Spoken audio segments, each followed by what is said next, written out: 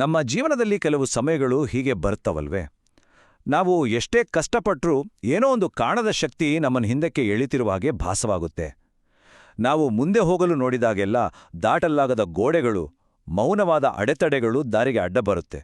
ಪ್ರತಿಯೊಂದು ಹೆಜ್ಜೆಯೂ ಒಂದು ಹೋರಾಟದಂತೆ, ಪ್ರತಿಯೊಂದು ಪ್ರಯತ್ನವೂ ವ್ಯರ್ಥವಾದಂತೆ. ಈ ಅನುಭವ ನಮ್ಮಲ್ಲಿ ಚಾಲಾ ಮಂದಿಗೆ ಒಂದಲ್ಲ ಒಂದು ಸಲ ಆಗಿರುತ್ತೆ ಅಲ್ವಾ?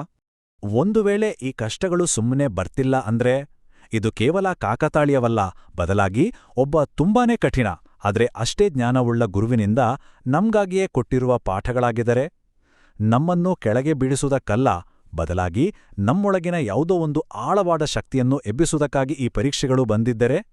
ಈ ಪ್ರಶ್ನೆಗಳೇ ಇವತ್ತಿನ ನಮ್ಮ ಈ ಪಯಣಕ್ಕೆ ದಾರಿದೀಪ. ಸರಿ, ಬನ್ನಿ ಈ ಆಲೋಚನೆಯನ್ನು ಇನ್ನಷ್ಟು ಆಳವಾಗಿ ನೋಡೋಣ. ಈ ಯೋಚನೆ ನಮ್ಮನ್ನು ನೇರವಾಗಿ ಪ್ರಾಚೀನ ಭಾರತದ ಜ್ಯೋತಿಷ್ಯ ಪದ್ಧತಿಯತ್ತ ಕರೆದುಕೊಂಡೋಗುತ್ತೆ. ಇಲ್ಲಿ ನವಗ್ರಹಗಳನ್ನು ಕೇವಲ ಆಕಾಶದಲ್ಲಿ ತೇಲಾಡೋ ವಸ್ತುಗಳಾಗಿ ನೋಡೋದಿಲ್ಲ, ಬದಲಾಗಿ ಅವು ನಮ್ಮ ಜೀವನದ ಮೇಲೆ ಪ್ರಭಾವ ಬೀರಬಲ್ಲ, ತಮ್ಮದೇ ಆದ ವ್ಯಕ್ತಿತ್ವವುಳ್ಳ, ತುಂಬನೇ ಪ್ರಬಲವಾದ ಜೀವಂತ ಶಕ್ತಿಗಳು ಅಂತ ಪರಿಗಣಿಸಲಾಗುತ್ತೆ. ಪ್ರತಿಯೊಂದು ಗ್ರಹ ಕೂಡ ಜೀವನದ ಒಂದೊಂದು ಅಂಶವನ್ನು ಪ್ರತಿನಿಧಿಸುತ್ತೆ.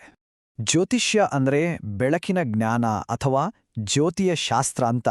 ಇದರ ಉದ್ದೇಶ ಕೇವಲ ಭವಿಷ್ಯ ಹೇಳೋದಲ್ಲ, ಬದಲಾಗಿ ನಮ್ಮ ಜೀವನದ ಕಥೆಯನ್ನ, ಅದರ ಏಳುಬೀಳುಗಳನ್ನ ಅರ್ಥ ಮಾಡ್ಕೊಳ್ಳೋಕ್ಕೆ ಒಂದು ಚೌಕಟ್ಟನ್ನು ಕೊಡುತ್ತೆ.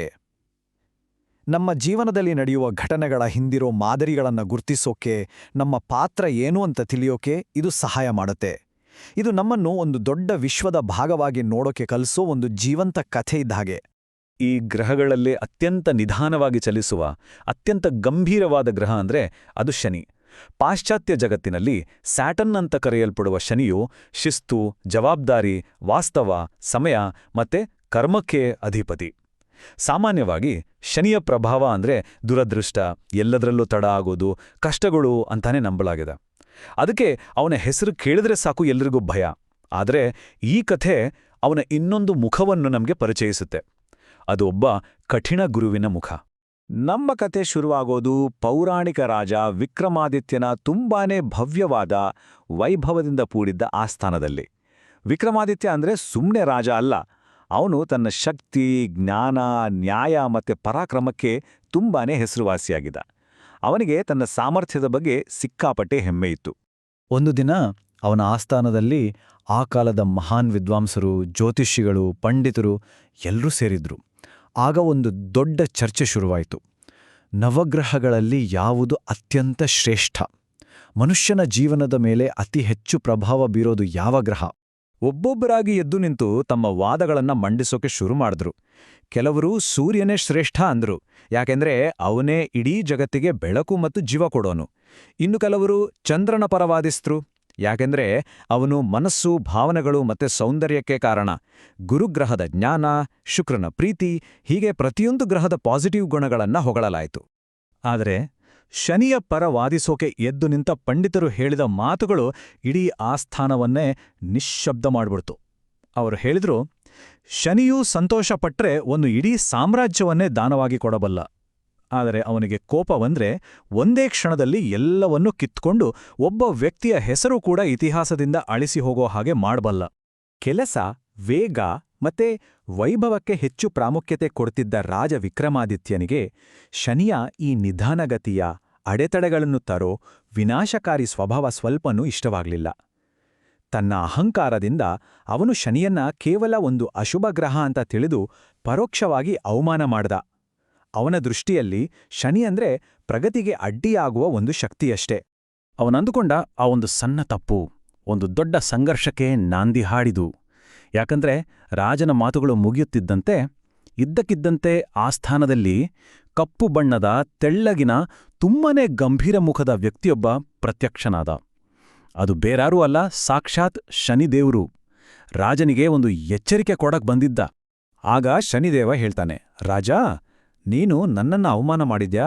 ನನ್ನ ಶಕ್ತಿ ಏನು ಅಂತ ನಿನಗೆ ಅರ್ಥ ಆಗಿಲ್ಲ. ಅದಕ್ಕೆ ಮುಂದಿನ 7.5 ವರ್ಷಗಳ ಕಾಲ ನಾನು ಯಾರು ಅಂತ ನಿನಗೆ ಅರ್ಥ ಮಾಡಿಸಲೇಬೇಕು.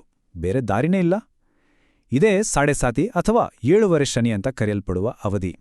ಈ ಸಮಯದಲ್ಲಿ ಶನಿಯ ಪ್ರಭಾವ ಒಬ್ಬ ವ್ಯಕ್ತಿಯ ಜೀವನದಲ್ಲಿ ಉತ್ತುಂಗದಲ್ಲಿರುತ್ತೆ ಮತ್ತು ತುಂಬಾನೇ ಕಠಿಣ ಪರೀಕ್ಷೆಗಳು ಎದುರಾಗ್ತವೆ. ಇಲ್ಲಿ ಗಮನಿಸಬೇಕಾದ ಮುಖ್ಯ ವಿಷಯ ಅಂದ್ರೆ ಶನಿಯ ಪಾಠಗಳು ಹೇಗೆ ಹಂತವಾಗಿ ಬಂದುವು ಅನ್ನೋದು. ಮೊದಲು ಅವನ ಅಹಂಕಾರದ ಮೂಲ ಅಂದ್ರೆ ಅವನ ರಾಜ ಪದವಿ, ಅವನ ಸ್ಥಾನಮಾನ, ಅವನ ಖ್ಯಾತಿ ಎಲ್ಲವನ್ನೂ ಕಿತ್ತುಕೊಳ್ಳಲಾಯಿತು. ಆಮೇಲೆ ಅವನ ದೈಹಿಕ ಶಕ್ತಿ, ಅವನ ಕೈಕಾಲುಗಳನ್ನೇ ಕತ್ತರಿಸಲಾಯಿತು. ಕೊನೆಗೆ ಅವನ ನಾನು ಅನ್ನೋ ಅಸ್ಮಿತೆಯನ್ನೇ ಅಳಿಸಾಕಲಾಯಿತು. ಒಂದು ಕ್ಷಣ ಯೋಚನೆ ಮಾಡಿ, ಒಬ್ಬ ಚಕ್ರವರ್ತಿ ಆಗಿದ್ದವನು ಈಗ ಅಂಗವಿಕಲ, ಒಬ್ಬ ನಿರ್ಗತಿಕ ಕಾರ್ಮಿಕ. ದಿನವೂ ಒಂದೇ ಜಾಗದಲ್ಲಿ ಗಾಣ ತಿರುಗಿಸೋ ಆ ಬೋರಿಂಗ್ ಕೆಲ್ಸ. ಅವನಿಗೆ ಉಳಿದಿದ್ದು ಬರೀ ಸಮಯ ಮತ್ತೆ ತನ್ನ ಅಸ್ತಿತ್ವದ ಆ ನಿಧಾನವಾದ ನೋವಿನ ವಾಸ್ತವ ಅಷ್ಟೇ. ಅವನ ಹೆಮ್ಮೆ, ಅವನ ಶಕ್ತಿ, ಅವನ ಜ್ಞಾನ ಎಲ್ಲವೂ ಅವನ್ನ ಬಿಟ್ಟೋಗಿತ್ತು. ಹೀಗೆ ಹಲವಾರು ವರ್ಷಗಳು ಕಳೆದೋದು. ಸಂಪೂರ್ಣವಾಗಿ ಮುರಿದು ತನ್ನ ಅಸ್ತಿತ್ವದ ಅತ್ಯಂತ ಕೆಳಮಟ್ಟದಲ್ಲಿದ್ದಾಗ ಆ ಕಥೆಯಲ್ಲಿ ಒಂದು ಅದ್ಭುತವಾದ ತಿರುವು ಬರುತ್ತೆ. ನೋಡಿ, ಯಾವಾಗ ಮನುಷ್ಯ ತನ್ನ ಎಲ್ಲ ಪ್ರಯತ್ನಗಳನ್ನ ಬಿಟ್ಟು ಶರಣಾಗುತ್ತಾನೋ ಆಗ್ಲೇ ಒಂದು ಹೊಸ ದಾರಿ ತೆರೆದುಕೊಳ್ಳುತ್ತೆ. ಅವನ ಬಳಿ ಹೆಮ್ಮೆ ಪಡೋಕೆ ಏನೂ ಇರಲಿಲ್ಲ, ಕಳ್ಕೊಳ್ಳೋಕೆ ಏನೂ ಉಳಿದಿರಲಿಲ್ಲ. ಆ ಸಂಪೂರ್ಣ ಶೂನ್ಯತೆಯಲ್ಲಿ ತನ್ನ ನೋವನ್ನ ಮರೆಯೋಕೆ, ಸಮಯ ಕಳೆಯೋಕೆ, ಗಾಣದ ಎತ್ತುಗಳನ್ನ ನಡೆಸ್ತಾ ಅವನು ಹಾಡೋಕೆ ಶುರು ಮಾಡ್ದ. ಹೊರಗಿನ ಪ್ರಪಂಚದಲ್ಲಿ ಎಲ್ಲವನ್ನ ಕಳ್ಕೊಂಡಿದ್ದ ಅವನು ತನ್ನೊಳಗಿನ ಒಂದು ಆಳವಾದ ಸತ್ವವನ್ನ ಕಂಡುಕೊಂಡ. ಅವನ ಹಾಡು ಸಹಾಯಕ್ಕಾಗಿ ಮಾಡಿದ ಪ್ರಾರ್ಥನೆ ಆಗಿರಲಿಲ್ಲ, ಅದರಲ್ಲಿ ಯಾವುದೇ ಬೇಡಿಕೆ ಇರಲಿಲ್ಲ. ಅದು ಅವನ ಆತ್ಮದ ಒಂದು ಶುದ್ಧ ಅಭಿವ್ಯಕ್ತಿಯಾಗಿತ್ತು. ಅವನು ಹಾಡಿದ ದೀಪಕ್ ರಾಗ ಎಷ್ಟು ಶಕ್ತಿಯುತವಾಗಿತ್ತೆಂದರೆ ಆ ಇಡೀ ನಗರದ ಎಲ್ಲಾ ದೀಪಗಳೂ ತಾವಾಗಿ ಹೊತ್ತಿಕೊಂಡವು. ಇದು ಶನಿದೇವ ಮುಟ್ಟಲಾಗದ, ಕಿತ್ತುಕೊಳ್ಳಲಾಗದ ಅವನೊಳಗಿನ ಸೃಜನಾತ್ಮಕ ಶಕ್ತಿಯ ಸಂಕೇತವಾಗಿತ್ತು. ಆ ಕ್ಷಣದಲ್ಲಿ ಅವನಿಗೆ ಒಂದು ಆಳವಾದ ಅರಿವಾಯಿತು. ತನ್ನ ನಿಜವಾದ ನಾನು ಅನ್ನೋದು ತನ್ನ ರಾಜಪದವಿ, ತನ್ನ ಶಕ್ತಿ ಅಥವಾ ತನ್ನ ದೇಹಕ್ಕೆ ಸೀಮಿತವಾಗಿಲ್ಲ. ಅದು ಅವನೊಳಗಿನ ಆಂತರಿಕ ಶಕ್ತಿ, ಅವನ ಆತ್ಮದ ಧ್ವನಿ. ಹೌದು, ಅವನು ಹೊರಗಿನ ಜಗತ್ತನ್ನು ಕಳ್ಕೊಂಡಿದ್ದ, ಆದರೆ ತನ್ನ ನಿಜವಾದ ಧ್ವನಿಯನ್ನು ಕೊಂಡ್ಕೊಂಡಿದ್ದ. ಆ ಒಂದು ಹಾಡು ಅವನ ಅದೃಷ್ಟವನ್ನೇ ಬದಲಿಸ್ಬಿಡ್ತು. ಆ ನಗರದ ರಾಜ್ಕುಮಾರಿ ಆ ದೈವಿಕ ಸಂಗೀತವನ್ನು ಕೇಳಿ ಅವನನ್ನು ಅರಮನೆಗೆ ಕರೆಸ್ಕೊಳ್ತಾಳೆ. ಹೀಗೆ 7.5 ವರ್ಷಗಳ ಕಠಿಣ ಪರೀಕ್ಷೆಯ ಕೊನೆಯಲ್ಲಿ ಶನಿದೇವರು ಮತ್ತೆ ಅವನ ಮುಂದೆ ಪ್ರತ್ಯಕ್ಷನಾಗ್ತಾನೆ. ಶನಿದೇವನಿಗೆ ಖುಷಿಯಾಗಿ, ವಿಕ್ರಮಾದಿತ್ಯ, ನಿನ್ನ ಪರೀಕ್ಷೆ ಮುಗಿತು. ಈಗ ನಿನ್ನ ಮನಸ್ಸಿನ ಆಸೆಯೇನು ಅಂತ ಕೇಳು, ನಾನು ಈಡೇರಿಸ್ತೇನೆ ಅಂತಾನೆ. ಈ ಪ್ರಶ್ನೆ ನಮ್ಮನ್ನ ನಿಜವಾಗ್ಲೂ ಆಳವಾದ ಯೋಚನೆಗೆ ದೂಡುತ್ತೆ. ಎಲ್ಲವನ್ನೂ ಕಳುಕೊಂಡು ಅಷ್ಟೆಲ್ಲ ನೋವನ್ನು ಅನುಭವಿಸಿದ ವ್ಯಕ್ತಿ ಏನನ್ನು ಕೇಳಬಹುದು? ಸೇಡು? ಸಂಪತ್ತು? ತನ್ನ ಹಳೆಯ ವೈಭವ? ಒಂದು ಕ್ಷಣ ಯೋಚನೆ ಮಾಡಿ. ರಾಜನಲ್ಲಾದ ಬದಲಾವಣೆ ಎಷ್ಟು ಅದ್ಭುತವಾಗಿತ್ತು ಗೊತ್ತಾ? ಅವನು ಕೇಳಿದ ಆ ನಿಸ್ವಾರ್ಥ ವರ ಹೀಗಿತ್ತು: ದೇವರೇ, ನನಗೆ ಕೊಟ್ಟ ಈ ಕಷ್ಟವನ್ನ ದಯವಿಟ್ಟು ಇನ್ಯಾರಿಗೂ ಕೊಡಬೇಡ. ಅವನ ಸ್ವಂತ ನೋವು ಅವನನ್ನು ಬೇರೆಯವರ ನೋವಿನ ಬಗ್ಗೆ ಸಹಾನುಭೂತಿಯುಳ್ಳವನನ್ನಾಗಿ ಮಾಡಿತ್ತು. ಅವನ ಅಹಂಕಾರ ಕರಗಿ ಅನುಭೂತಿ ಮತ್ತು ವಿನಯ ಹುಟ್ಟಿತ್ತು. ಇದೇ ಈ ಇಡೀ ಕಥೆಯ ಹೃದಯ. ಅವನ ನೋವು ಅವನನ್ನ ದ್ವೇಷ ತುಂಬಿದವನನ್ನಾಗಿ ಮಾಡಲಿಲ್ಲ, ಬದಲಾಗಿ ಅದು ಅವನಲ್ಲಿ ಆಳವಾದ ಒಂದು ಅನುಭೂತಿಯನ್ನು ರೂಪಿಸಿತು. ಅದೇ ಶನಿ ಕೊಟ್ಟ ನಿಜವಾದ ಉಡುಗೊರೆ. ಜ್ಞಾನ, ಕರುಣೆ ಮತ್ತು ವಿನಯವನ್ನು ಕಲಿಸುವುದೇ ಆ ಕಠಿಣ ಗುರುವಿನ ಉದ್ದೇಶವಾಗಿತ್ತು. ಕಥೆಯ ಕೊನೆಯಲ್ಲಿ ರಾಜನ ಉತ್ತರದಿಂದ ಸಂತೋಷಗೊಂಡ ಶನಿಯು ಅವನ ಕೈಕಾಲುಗಳನ್ನು ಮರಳಿಕೊಡುತ್ತಾನೆ. ಅವನ ರಾಜ್ಯ, ವೈಭವ ಎಲ್ಲವನ್ನೂ ಹಿಂದಿರುಗಿಸುತ್ತಾನೆ. ವಿಕ್ರಮಾದಿತ್ಯನು ಹೆಚ್ಚು ಜ್ಞಾನಿ ಮತ್ತು ಹೆಚ್ಚು ಗಂಭೀರ ವ್ಯಕ್ತಿಯಾಗಿ ತನ್ನ ಸಿಂಹಾಸನಕ್ಕೆ ವಾಪಸ್ ಬರುತ್ತಾನೆ. ಈ ಕಥೆಯನ್ನ ಒಂದು ಚಿಕಿತ್ಸಕ ಪುರಾಣ ಅಂತ ಕರಿಬೋದು. ಅಂದ್ರೆ ಈ ಕಥೆಯೇ ಒಂದು ಔಷಧಿ. ಇದು ನಮ್ಮ ಜೀವನದ ಕಷ್ಟಗಳನ್ನು ತೆಗೆದುಹಾಕೋದಿಲ್ಲ, ಆದರೆ ಆ ಕಷ್ಟಗಳ ಜೊತೆಗಿನ ನಮ್ಮ ಸಂಬಂಧವನ್ನ, ನಮ್ಮ ದೃಷ್ಟಿಕೋನವನ್ನ ಬದಲಾಯಿಸಕ್ಕೆ ಸಹಾಯ ಮಾಡುತ್ತೆ. ನೋವಿನಲ್ಲಿ ಒಂದು ಅರ್ಥವನ್ನ, ಒಂದು ಉದ್ದೇಶವನ್ನ ಕಂಡುಕೊಳ್ಳೋಕೆ ದಾರಿ ತೋರಿಸುತ್ತೆ.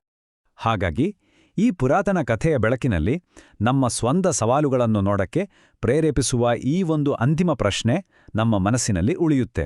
ನಾವು ಎದುರಿಸ್ತಿರುವ ಕಷ್ಟಗಳು ಕೇವಲ ಶಿಕ್ಷೆಗಳಲ್ಲ, ಬದಲಾಗಿ ನಮ್ಮನ್ನು ಹೆಚ್ಚು ಜ್ಞಾನಿಗಳನ್ನಾಗಿ, ಹೆಚ್ಚು ಸಹಾನುಭೂತಿಯುಳ್ಳವರನ್ನಾಗಿ ಮಾಡಲು ಬಂದಿರೋ ಪಾಠಗಳಾಗಿರಬಹುದೇ? ಆ ಕಷ್ಟಗಳ ಆಚೆ ಬದಿಯಲ್ಲಿ ನಮಗಾಗಿ ಯಾವ ಆಳವಾದ ಜ್ಞಾನವೂ ಕಾಯುತ್ತಿರಬಹುದು.